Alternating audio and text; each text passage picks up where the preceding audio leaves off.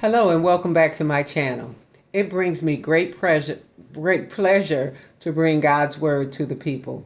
Today's word comes from Exodus chapter 1 verses 1 through 11, and it is entitled, "The Israelites Are Oppressed."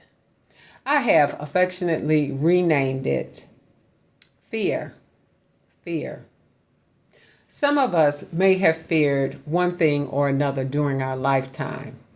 We may fear dogs, cats, some people, situations, or something that needs our immediate attention. The fear is real to us because it stops us from moving forward.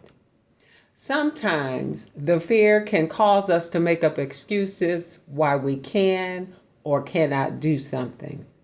Our fear may be caused by our ignorance of whatever it is we are fearing. In some instances, our mind takes control, and before we know it, we are acting out on our fear because it's something that we don't understand. As we read the text in Exodus chapter 1, verses 1 through 11, we learn that the Israelites are oppressed in Egypt, and they are living among them. There are a lot of them.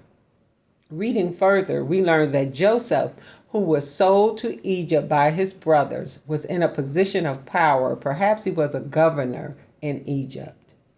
Eventually, Jacob, who was Joseph's father, and his entire household followed Joseph to Egypt. And the reason why they followed him was because there was a famine and they were in search of food, and Egypt had a lot of food. Jacob had 70 children. Ooh, that's a lot. And because of this, they multiplied. His generations were fruitful and prolific and strong in Egypt. Sometime later, a new king arose over Egypt, and he grew fearful of the Israelites because they outnumbered the Egyptians. This changed the whole landscape. And because of the fear that the king had, he enslaved the Israelites to forced labor. So what does all of this mean for us? Well, I am so very glad you asked. It could mean that our fear is based on perception. But if we put God in front of our fear, it replaces it with love, power, sound judgment. All of these things working together to dismantle the enemy. Well, that's all I have for you today.